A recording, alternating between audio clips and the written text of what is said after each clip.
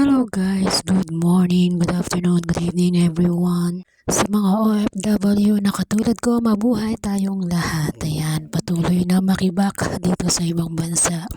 Samahan nyo ako magluto guys. Ayan nga guys, kasi nga, syempre di ba dito sa ibang bansa, puro manok. So dahil nga may nakita pa akong repolyo sa rep, so naisip ko magluto ng cabbage omelette. Guys, simple lang naman ang gagawin, hiwain ng maninipis. Ayan, tulad nga ng ginagawa ko, hiwain mo lang yan guys. I think this is too much. I think this is too much, huh?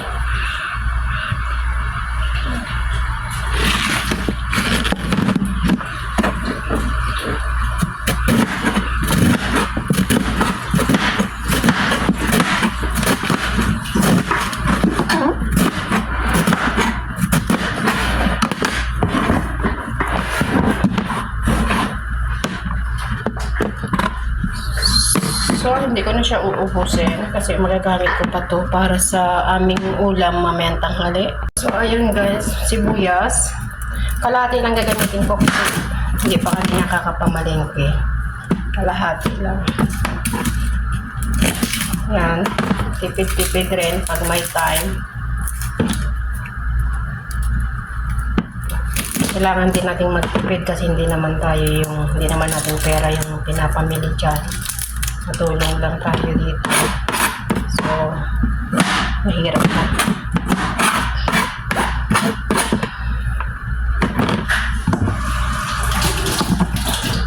So, ayun guys, sinugasan ko muna bago siya i-slice. Ayan, slice na ito ng maliit. May ibang sa yung ano natin. Yung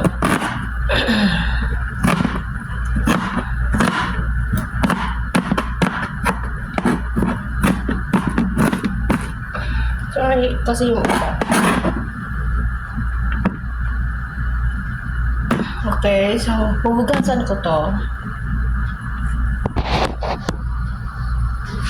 Ayan guys, hugasan natin siya.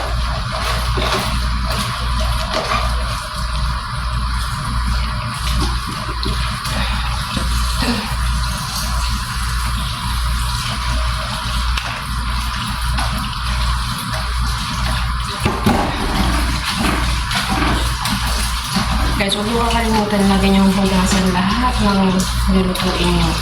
Especially dito sa Saudi Arabia.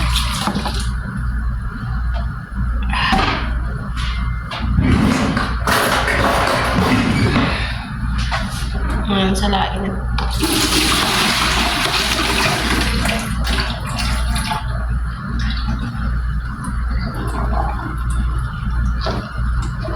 Yeah, sa mga itong lutuin ko guys, ulam namin to.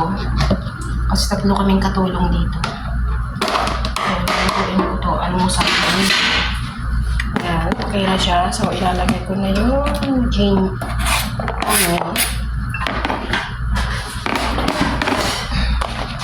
Ayan. Onion. Lalagyan ko siya ng 3 itlog.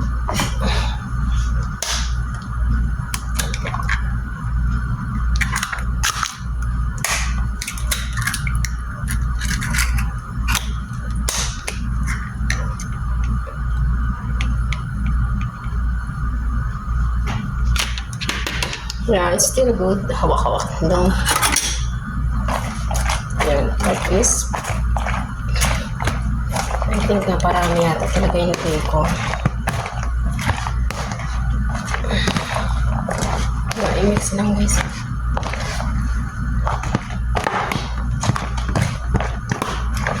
So, syempre, wala pa siyang lasa. Lagyan natin siya ng asin.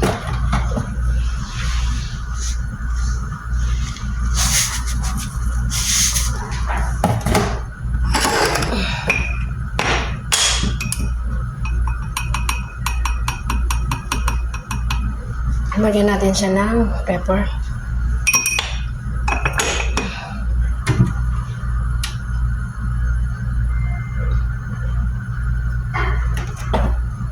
Lagyan natin siya ng garlic powder. Kahit ano naman guys.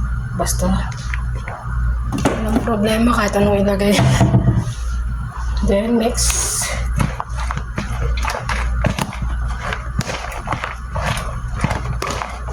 Hindi ko na siya igigisa kasi para crispy siya.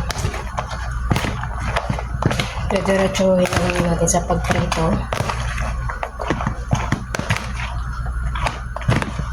Depende yan sa inyo guys kung gusto nyo ng lutong-luto yung cabbage or gusto nyo ng crispy. Kasi actually ang cabbage kinakain naman ng hilaw yan. Ginagawa ng salad yun, di ba? Dito sa Saudi ko. Kahit naman sa Pilipinas sa mga restaurant guys. So ready ng ating cabbage. Good morning guys. Ayan, umaga na naman kaya magluluto na naman tayo. Ayan, so guys, nakapagsalang na ako ng kanin. Tapos ngayon ay magluluto na tayo ng ating cabbage omelette. Ayan, so ayan na, nakasalang na ang ating kawali. Ayan. Ayan. So lalagyan ko na ng mantika. Okay? Tapos painitin lang siya. Tapos umpisahan ko na yung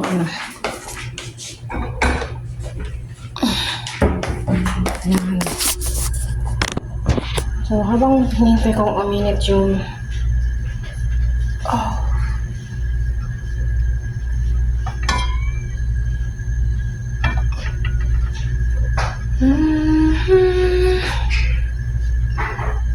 Nakakot, hindi. No, ito yung araw-araw ko.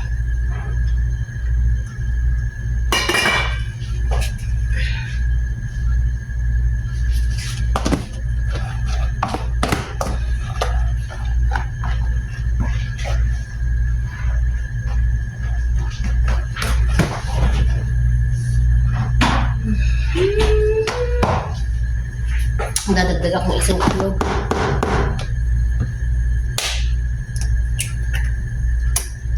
Ay.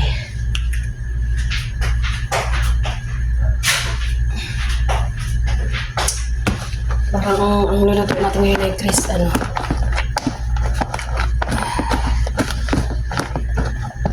Kaya actually guys, ang kagandahan lang dito. Ako ay nag-iisip ko anong papaulang ko sa mga kasama ko. Hindi naman pwedeng, yes, manok lang naman ang pwede, tapos mga gulay. Pero hindi kami pwede magluto ng sardinas. Ayan, kaya. So kahapon, napanood ko to.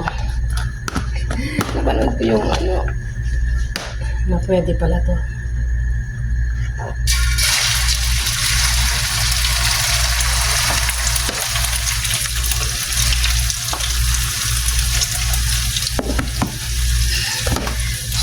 Gusto ko ipakita sa inyo. So, ayan siya.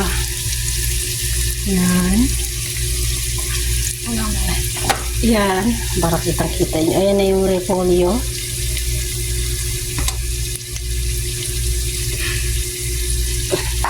Hindi ba? Tapos, yung kanin ko, ayan na. Ayan. Ito naman yung kanin. Kasi diba tayo mga Pilipino, hindi pwedeng mawawala ang kanin. Rice is life talaga. So, ayan guys.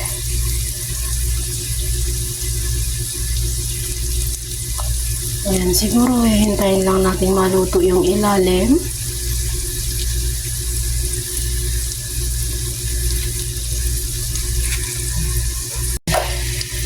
Binaligtad ko na siya.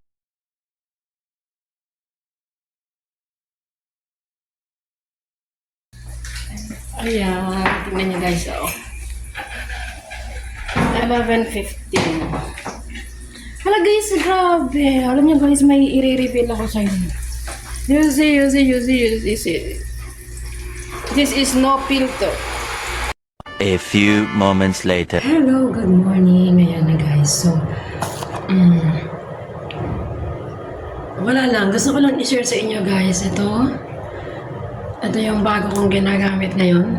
Nababasa ba? It's a collagen retinol. Yan. Actually, bigay lang to sa akin ng isa sa kasamahan ko dito. Yan. So, So, ito siya. See? So, 2 days ko pa lang siyang ginagamit, guys. Now is my 3rd day, but I see talaga. Parang umuha yung mukha ko. So, what's this? Like this.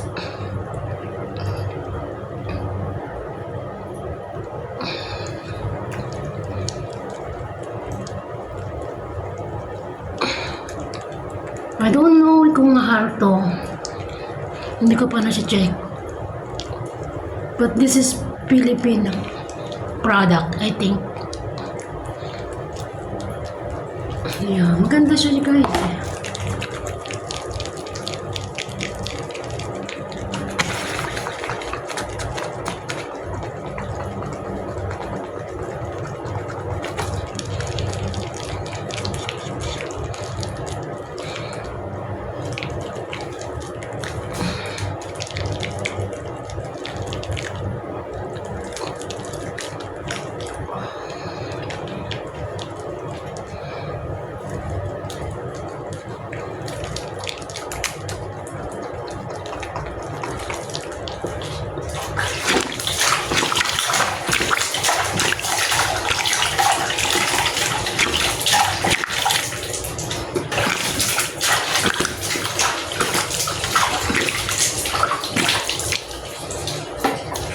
See?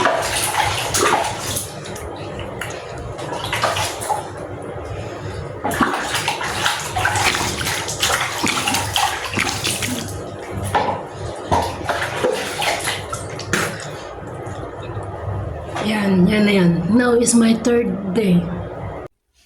Thanks for watching. Pa-help naman guys, please like and subscribe to my YouTube channel. Thank you.